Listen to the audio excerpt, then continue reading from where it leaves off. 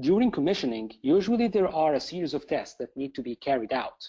Again, these vary by operator standards and the country and everything. However, they are usually grouped according to the following general criteria. First, you have infrastructure testing. This is all the tests needed to verify that the DAS network is properly installed with no infrastructure issues. And then comes the tuning. Once you know that you need to tune the DAS parameters properly to characterize and adjust the gain and attenuations on both the uplink and the downlink, just to make sure that everything is operating within the proper tolerances of the system.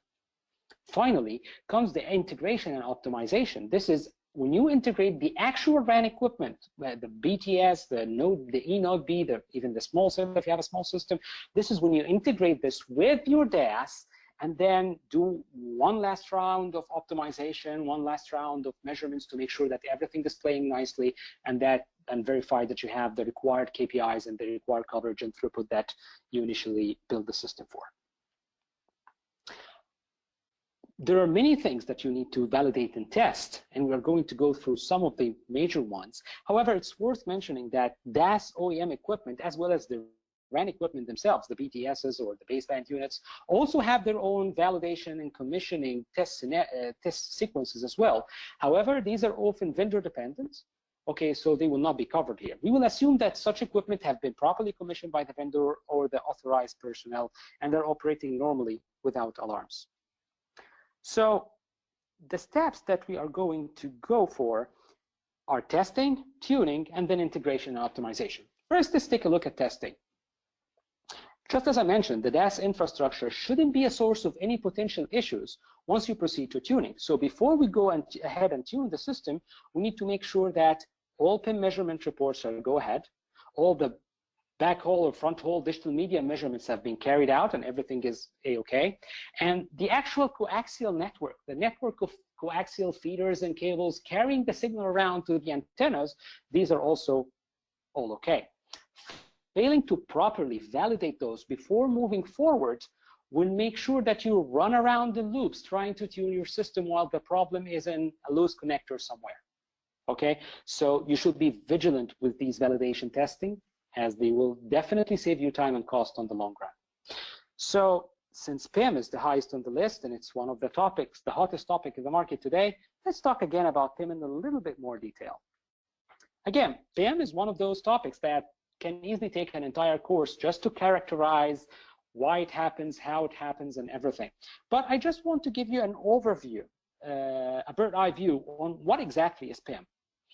PIM happens basically when you have two strong signals, which have high enough amplitude and they are close enough together to turn a passive component, basically just like a connector or a cable or maybe a combiner, to turn such passive component into a mixer, into an active component, causing something called intermodulation.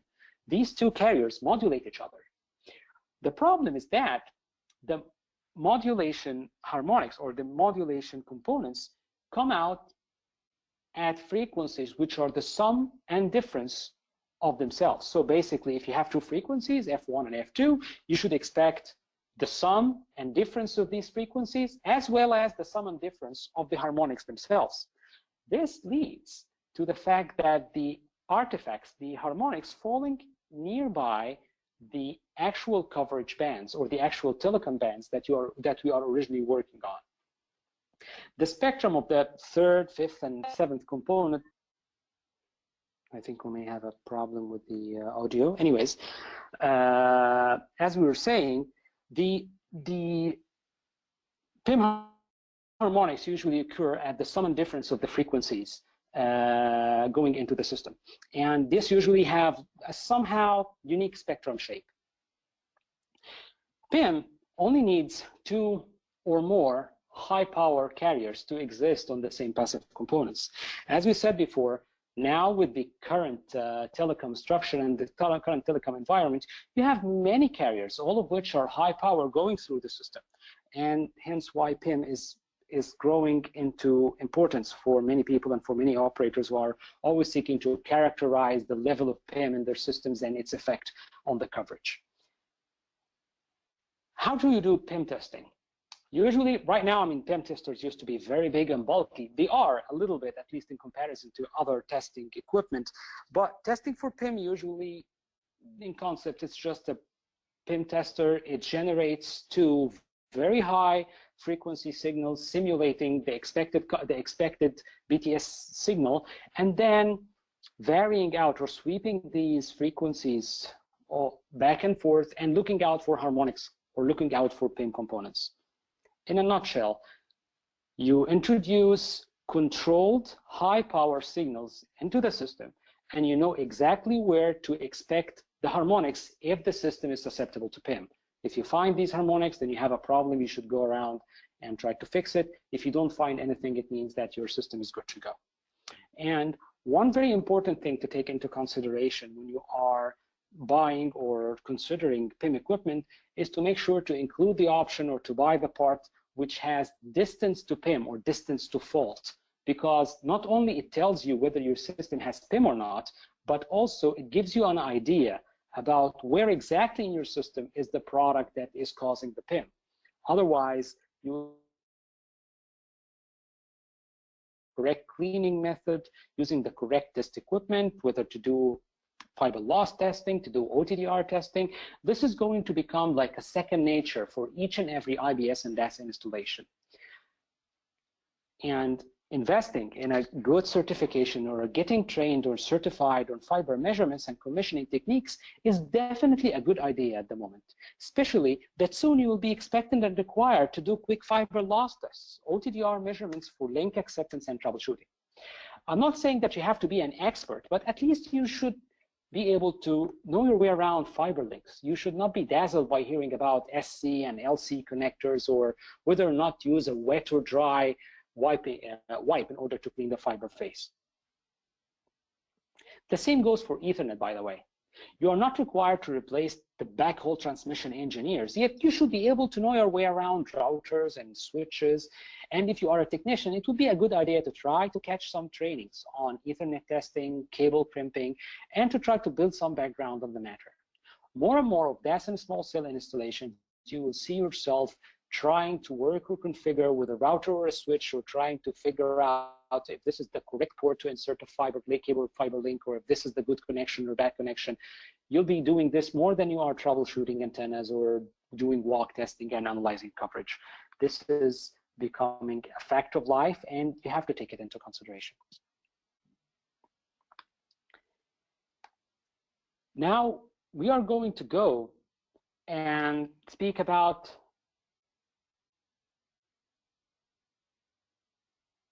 I think we might be having some problems with the audio again. Let me see if okay, now I think everything is going all right. So, as I was saying, in this part or the coming part, you are going to validate and evaluate the performance of the coaxial network itself. And that's actually this coaxial network is actually going to carry the signal from and to the DAS antenna.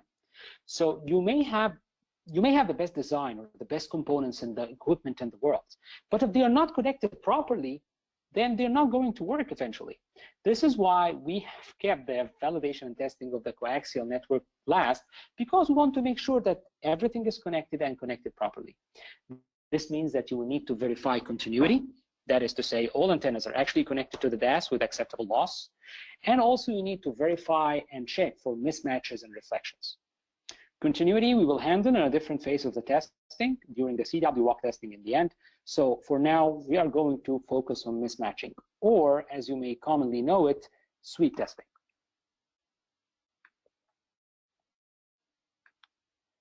In a nutshell, a mismatch occurs when there's a problem with the coaxial components, whether these are the cables or connectors or even an antenna. These problems cause a change in the impedance along the signal path. This causes a part of the signals getting reflected back to the source. Why do we care about that? We care because the total transmitted power falls below what's required by the design. This results in loss of coverage, as part of the power that was supposed to be transmitted by the antenna is now wasted inside the cable itself. This results in loss of coverage, dropped calls, degraded MIMO performance, and suboptimal performance all over. Connectors will be the main source of mismatches, so they should be your usual suspect in this case, since a lot can go wrong with connectors and very easily. Followed by the cables themselves. Antenna faults do happen, but they are far in between. The importance of sweep testing is that mismatch problems are practically unavoidable. Even with good, brand new coaxial components, a lot can go wrong during installation. A connector may be loose, properly installed, a cable that's been bent a little bit more than usual, nails that go through the cable itself, and the situation, of course, gets worse with older installations. If you're trying to interface with a DAS system that's already in place. While the topic of sweep testing can also take a session or two to cover by itself, I believe we even held a dedicated session for this last year. Feel free to get in touch with us if you need it. We're going to go over some of the important aspects of sweep testing in the following slides. Because whether you are working for an installation company doing the sweep testing yourself, or you are working for the operator, the neutral host, and you are getting these reports, it's very important to understand how best to do the test and how best to analyze or how best to understand the reports going forward. In essence, you'll often see operator commissioning procedures reference two types of sweep or reflection testing out there: frequency sweeps and distance to fault. We're going to go very briefly over each and every one of them to give you an idea about the differences. Again, this is not intended to be a math or physics lecture, so if you need more information, we have dedicated information about this. Feel free to get back to us anytime. So first, frequency sweeps. Sweep testing is mainly used to measure the amount of mismatch or reflection within a certain DAS segment or component and verify that it has low reflections within the required band of operation. Low reflections mean that most of the power is actually transmitted successfully into the DAS. To quantify the amount of mismatch, usually return loss or VSWR both display the current amount of matching in the system, but they display those in different ways. Return loss is basically how much of the power gets reflected compared to the actual transmitted power. So for example, if you have a return loss of -10 dBm, it means that 10% of your power is reflected while the rest is transmitted. So that's good. If you have a -20 dBm, it means that only 1% of the power is reflected and the rest is transmitted, so on and so forth. This is why I personally like return loss, because not only because it's intuitive, but also because return loss is usually expressed on a logarithmic scale. It's measured in dB. Why is this good? Let's first talk about VSWR and then we'll find out. VSWR is a little bit more technical, might be a little bit less intuitive for you. For those of you who do not have like a theoretical RF background, when reflections or mismatches occur inside the cable or inside the system, this usually creates a standing wave. A standing wave usually have maxima and minima, and the ratio between those is called the VSWR, hence the name, standing wave ratio. Without going into the physics of it, the more the standing wave ratio, the more the reflections. Because when you have strong reflections, you have a strong standing wave ratio, and you have a strong variation between the maxima and the minima inside the cable. Without confusing you anymore, it's always good to know that a large negative number in return loss usually means that you have good system, you have very low reflection, while a large positive number in VSWR means that you have a lot of reflections or a bad system. Now, as we've seen, return loss is logarithmic. It's expressed in dB, while VSWR is expressed in ratio or linear. This means that during troubleshooting in the site, usually you are going to get a little bit more insight into the system by taking a look at the return loss rather than the VSWR. It allows you to see the pass bands of certain components, to see if you have problems in those. Usually the return loss will be your go-to strategy when you are making measurements, especially for troubleshooting in the field. However, most of the operator acceptance criteria reference VSWR, so usually you want a tester who is capable of doing both, and almost all of them do. The second type of testing is distance to fault. Distance to fault basically takes the same information available for VSWR return loss, but applies a technology called FDR and inverse IFFT algorithm to transfer the frequency plot that you saw in the return loss into a time domain plot. Why do we need a time domain plot? DTF is unique in the sense that it's the only measurement that gives you an indication about the location of the fault, not just the fact that you have a problem somewhere. The distance to fault gives you an idea about how far along the cable this problem is happening, okay? And this usually gives you an idea about which segment that you need to change, which cables that you need to change, whether the problem is with the antenna or with the splitter. Usually, this is something that you can, this is a piece of information that you can get from the distance to fault measurements. One very important thing to note is that while exact numerical values in the return loss or VSWR are very important. So, for example, passive criteria may or may not depend on hard values. For example, higher than this amount of number, this means that something might not be passed or it needs to be changed.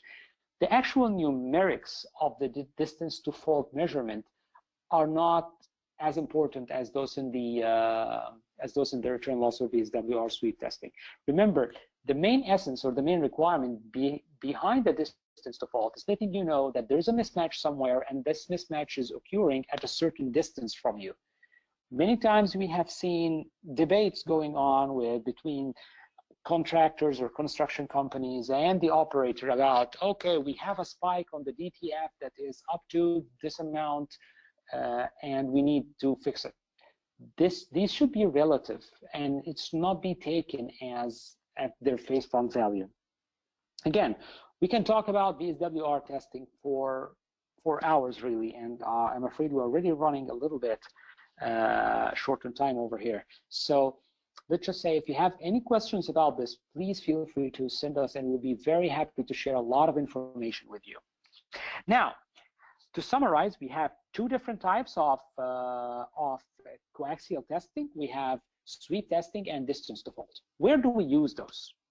Okay, typically you want to perform these measurements on the coaxial part of your installation. This is basically around the DAS interface, so basically between your BBUs, the baseband units, or the RAN equipment, the BTSs or small cells, and the DAS head end, going through the DAS interface and attenuation trays and all the likes.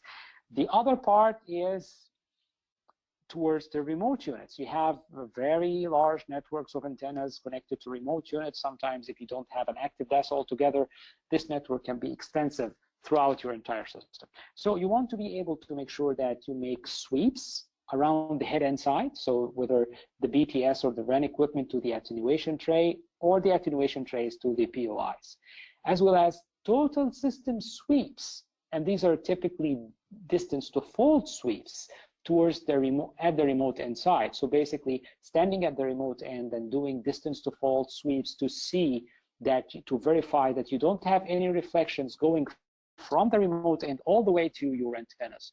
Having no reflections, it means that all the power coming out of your remote end is contributing to the actual coverage and to the actual service, and none of it is being reflected, or only the reflections are minimal in this case. A couple of things that I need to talk to you about in terms of cable testing is some of the major pitfalls that we see happen during the commissioning phases or during the testing phases for the coaxial networks and IBS and DAS. Again, the coaxial part might be, I don't want to say minimal, but might be minimized if you have an active DAS system going on, as most of your transmission media is going to be digital, or based on fiber in one way or another. But if you don't have an active system, if you have a passive system, then you are going to live a big portion of your life just doing commissioning and testing for the DAS, for the passive or coaxial network. And rightfully so, because again, the coaxial network is the network which carries the signal to the subscriber, to the antenna, and then to the subscriber. And any problems with those would turn out very ugly very soon. So I want to share with you the million-dollar question. If I have a penny for every time I get asked any of the following questions: how often should I perform calibration in the site? Do I even need a calibration kit? or for example, oh yeah, I have a 4-year-old calibration kit that came with my sweep tester. I think it should do. Okay, and we are seeing more and more people trying to do sweep testing and trying to do commissioning and trying to make validation and commissioning testing for coaxial networks without even knowing that this type of testers usually needs calibration in the field. First, let's get one thing straight. Why do we need calibration in the first place? As we discussed before, we characterize the quality of the coaxial network by the amount of mismatch or reflections inside the system. But what about the mismatch between the test equipment and the system, the mismatch between the tester and the system itself? What about the mismatches that occur within the tester itself? How do we get rid of those? Okay, these parts, the test connectors, the jumper cables, the test port of the antenna tester itself, are all external to the system, but their reflections and mismatches and errors would affect your commissioning and validation phase. It might lead you to accept something that shouldn't be accepted or a bad component, or worse yet, they might mask a big problem that is available or that is happening to your system, but unfortunately you don't catch it during commissioning, and it will keep haunting you during tuning and during optimization, generating trouble tickets. The magic solution for this is by performing calibration. We can talk about calibration for hours. Again, I believe even with all our antenna testers right now, we're including some sort of small booklet about how to handle calibration kits. But it's important to know that there's something called a calibration kit. This is used to normalize, or that's just a fancy word to say, to remove all the errors that arise from the test setup itself, from the test connectors, the jumper cable, or the tester itself. And you should perform these calibration measurements as often as possible, and you should move the calibration plane towards the antenna as much as possible. Let's elaborate on this for a minute. What's a calibration plane? The calibration plane is where you place the calibration kit, or where you perform your calibration. So for example, if I perform my calibration kit, or I perform the calibration after the jumper, then everything below this, it's safe to assume that any errors introduced inside the jumper or inside this connector or at this interface, all these errors are accounted for or canceled. However, if I need to use a different type of jumper, different type of connector afterwards, I have a new source of error that may contribute to the ambiguity or may jeopardize the test sequence. In order to summarize, you're only as accurate as your worst connector. Question the quality and performance of all of your testing accessories in the site.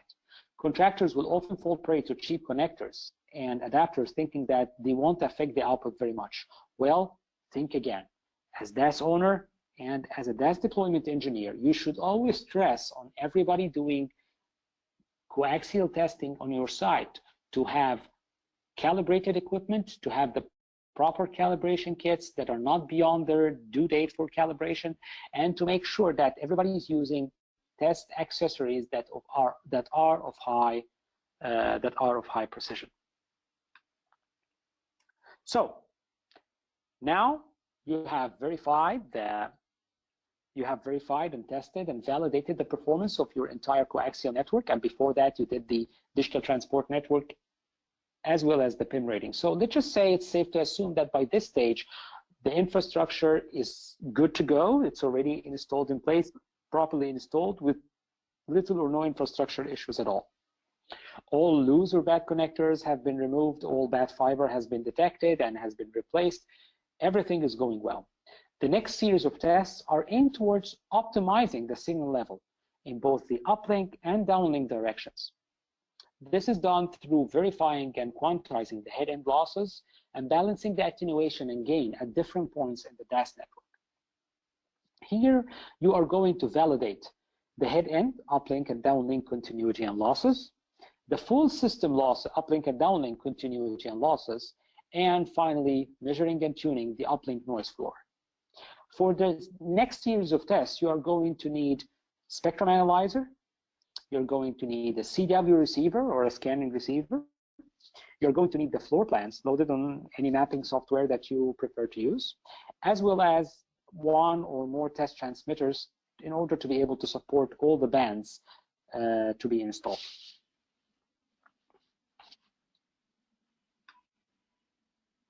So first is verifying head-end continuity and losses. The objective of this stage is to validate the losses and to measure the losses that the head-end introduces, and to make the necessary adjustments to the DAS interface equipment on both the downlink and uplink to ensure that downlink losses meet the tolerances of the input of the optimum input levels that you want your DAS to operate at. Uplink losses can be verified by the same method, just reversing the location of the spectrum analyzer or receiver, and on the other end, the transmitter. It's very important to note that you need to make these measurements in order to be able to tune the required attenuation or gain levels in your DAS interface. And it's also worth measuring that these should be different for each and every frequency. So you need to repeat the test at each and every deployed frequency, or if you have access to a multi-port transmitter, then you can make all the test and measurement and all the adjustments in one go. Once you make sure that the DAS interface part of your system has been properly optimized, now you move to full system. This includes the remote unit and even at a later stage the antennas themselves, uplink and downlink continuity and losses. The objective here is again to make the necessary gain or attenuation adjustment to the DAS head end, but on the downlink and uplink side towards the remote units, to make sure that the losses are well accounted for and that the uplink level meet the minimal signal strength required at the head end to ensure adequate signal to noise ratio at the BTS. Since you are going through the active part of the network, so both optical and RF path normalization would be required at this point to make sure that we have the correct power levels at all locations and at all frequencies. Common points where gain or attenuation settings can occur. These are whether the radio or DAS interface, the DAS OEM equipment themselves, on the RF or optical path, or even on the remote unit itself.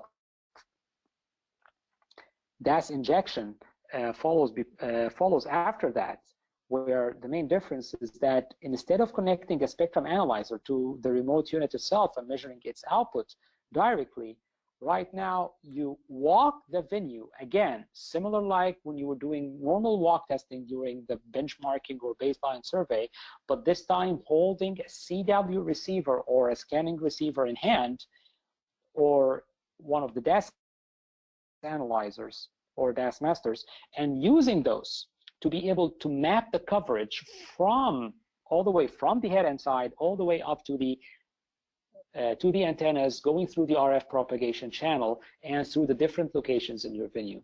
This should be like an all-inclusive end-to-end test all the way from where you expect to attach your RAN equipment after the DAS interface trace to make sure that the path loss all the way to the subscribers at different locations inside the venue, all the path losses are actually accounted for and they are within the typical or allowed engineering limits. Making sure that your DAS is properly tuned is going to make your life much easier when you go ahead and integrate the actual RAN equipment, whether they are the BTSs, the baseband units, or the small cells. Making sure your DAS is tuned before integration allows you to have a much easier life once you start with integration and with optimization afterwards.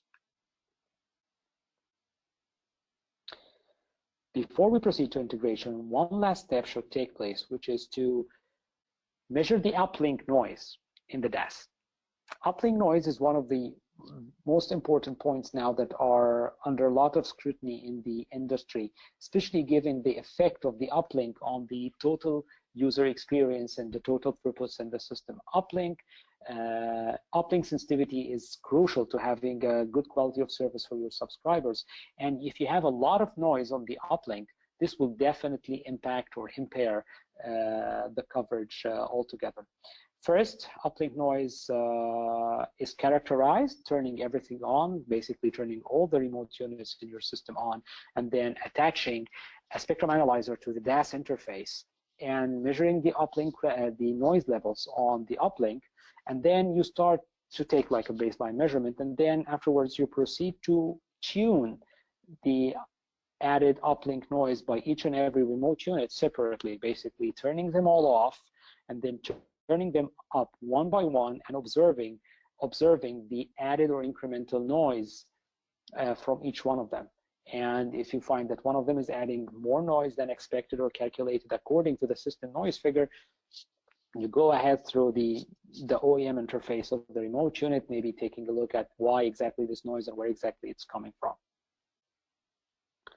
Now, after this, your DAS system should be properly tuned, and you should be ready to move towards the final stage of your deployment. That is integrating the actual RAN equipment, the actual BTSs or baseband units or the small cells, to integrate those with the DAS. Usually, or sometimes, the RAN integrations happens as part of commissioning. Some other times the operators prefer to hold back on integrating their equipment until they make sure and they see enough reports that the entire DAS system has been installed, it's in place, it has been validated and tuned, and they see all the testing and validation and commissioning reports as such. Once the RAN equipment are up and connected, it's now turned to verify and validate and to tune the system as a whole. That's basically performing power balancing, power distribution, one more round of uplink noise verification, and one more round of walk testing. We're going to go through these very quickly. First of all, power balancing. Remember that at an earlier stage we did some sort of DAS leveling. That's basically, we used CW transmitters, which is, as we said before, these are precision transmitters that are just generating an empty carrier, does not have any data, and putting this carrier into the system so that you can fine-tune the gain and attenuation at the DAS interface trace. But the problem is that the actual telecom carriers that are going to go through the system do not have the same static power properties of the carriers used during the system tuning. That is to say, an LTE carrier, the power varies a lot, okay, during operation. Similarly for UMTS, the power of the carrier itself may increase or decrease, actually according to the current load. So it's even very hard to predict what's going to be at this stage. So what usually happens is that you need to perform something called power balancing, okay? Power balancing in this is to try to characterize the traffic loading, okay? Basically just stating the actual output power of the BTS and RAN equipment and seeing how much it is expected to grow, what's the maximum that the DAS system would withstand, and working your way back to calculate the required pilot power for each and every technology.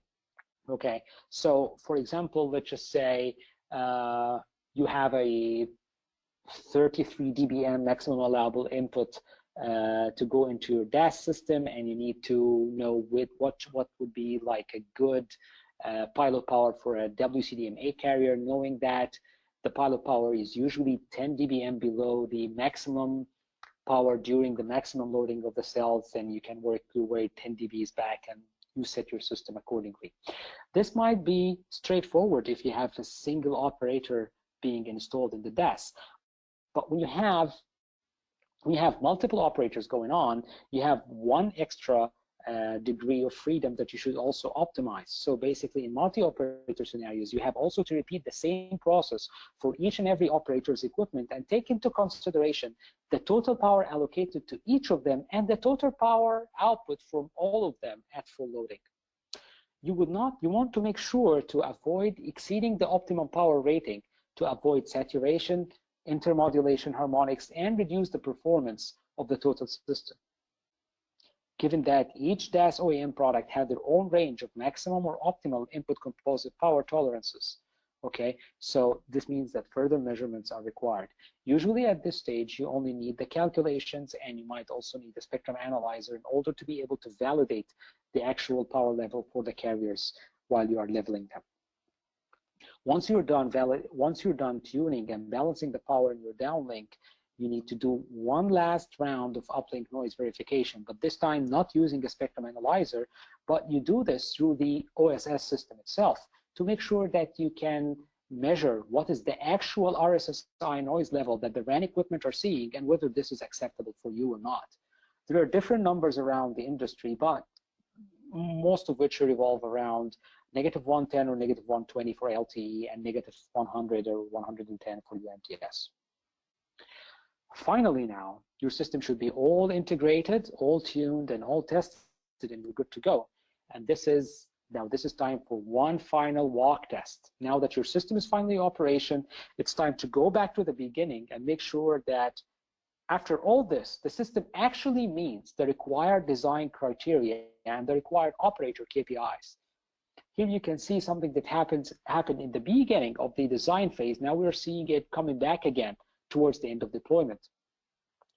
Typically for this, you're going to need a test phone, or better yet, a full scanning receiver, and you're going to walk around the site to perform a post-integration walk test to help ensure two major aspects of any indoor coverage system: dominance and performance. Dominance is key, as we said before. We can't stress this enough. So you should make sure that your DAS system is the dominant server throughout your venue, and you don't have any macro signal bleeding into your venue. If so, then you need to go back and readjust the system and do the walk testing again. Performing a walk test or post-deployment walk test, collecting the best server information for multiple technologies and multiple bands, achieves this goal.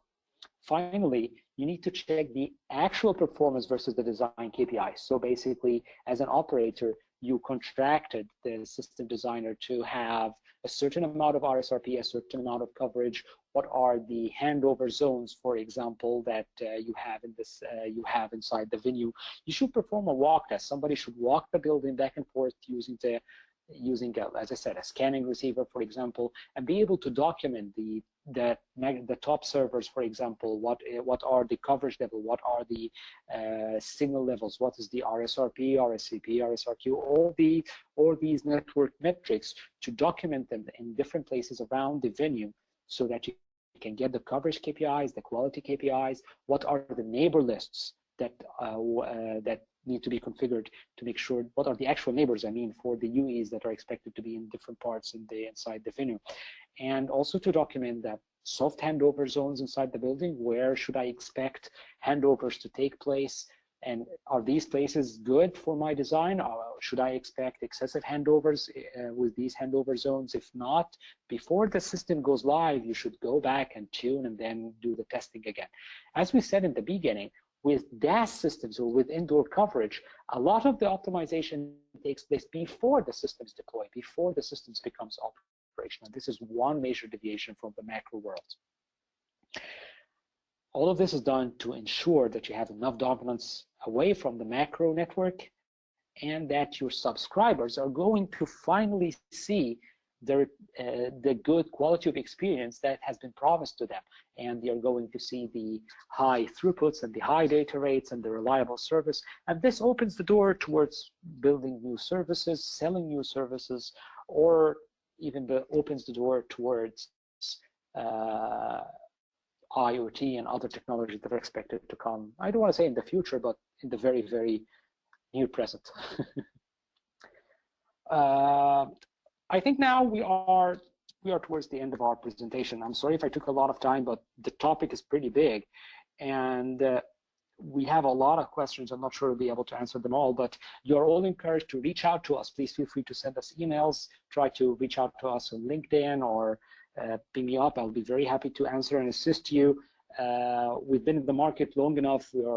IBS and DAS testing is our bread and butter, and we're almost the only company dedicated for that.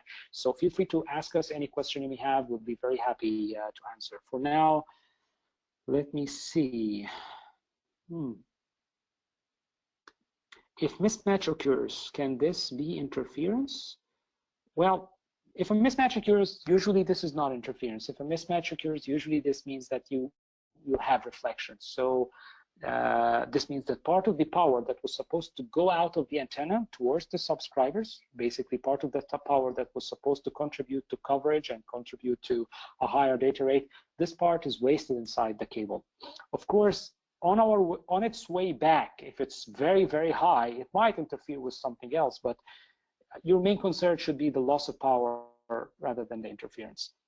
Luckily now, most of the equipment used for IBS and DAS testing in this regard have a spectrum analyzer functionality built into them. So, and actually having a spectrum analyzer in the site is always a good idea because it allows you to check, not just for mismatches or reflections, but it allows you to check, as we've seen, for uplink noise levels, interferences, signal levels at different parts of the system. So, okay. Is the building loss linear with particulars? Oh, that's a very good question. It's a very good question. Thank you for that. So we have a question whether the losses due to the building, the RF path losses, will they be linear with a particular frequency band? Okay. Actually, there is no way to characterize. There is no way to characterize or expect what will be the actual losses going forward without actually going and measuring them. We covered during an earlier session in this program that the indoor coverage and the indoor environment is very different from the outdoor one. Almost every venue is unique. Sometimes specific rooms inside the venue are different than the rest of the building. The shapes of the walls, the different building materials used, whether you have windows in a certain room or you don't have window, whether you have this room is next to the corridor, it's not next to the corridor. There are many, many, many factors to take into consideration. So you cannot assume that the losses is going to be linear with the frequency. It's safe to assume that if you make a CW measurement or on a frequency in a certain band, on the 1800 band, for example, that these losses would be more or less the same for almost all frequencies within this band. But making a path loss measurement or doing model propagation model tuning on 1800 and expecting to have the same losses on 800 or 2600, this is too much wishful thinking, and I'm afraid this usually doesn't fly.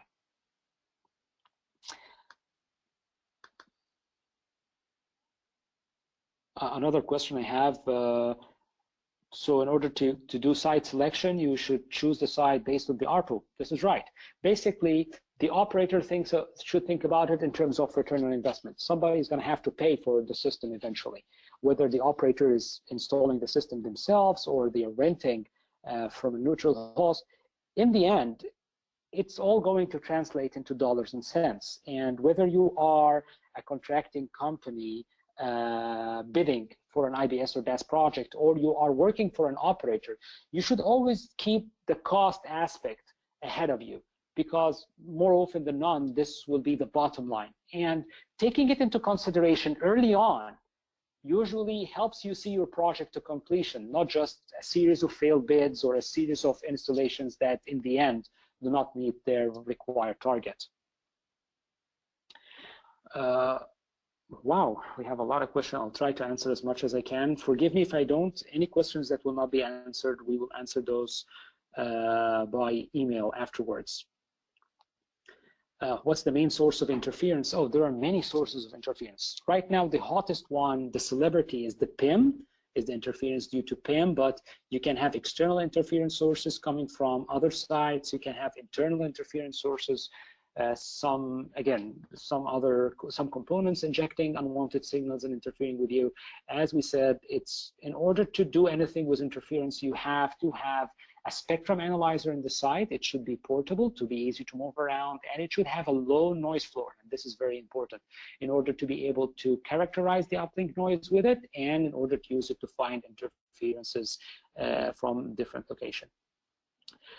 What's the maximum distance to detect the fault for using the DTF parameter?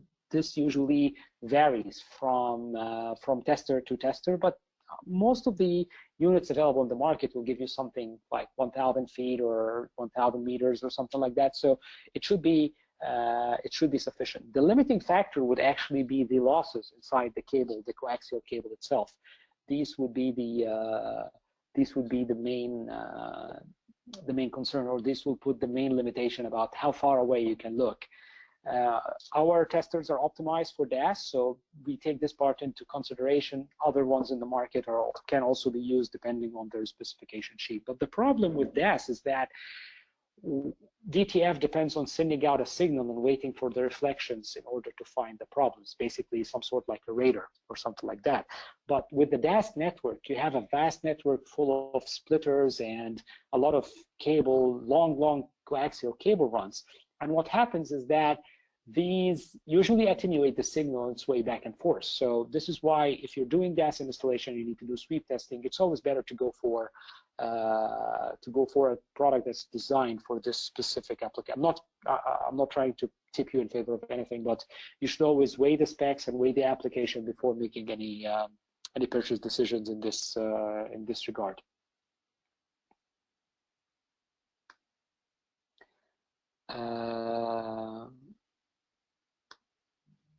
Okay, I mean, the rest of the question, I mean, we need a lot of lengthy discussions, so I think, or they are related to specific questions. So those we are going to answer by email. If your question is not answered, we are sorry. Thank you very much for your time today. I can see that there's almost all of you are already with us towards the end of the presentation. I know that we ran a little bit long, but the topic was big and hopefully interesting for you. Thank you very much for attending the session and for attending our CIDCE program. Please feel free to come back to us for any help or assistance going forward. It's been a pleasure working with you, gentlemen. Thank you.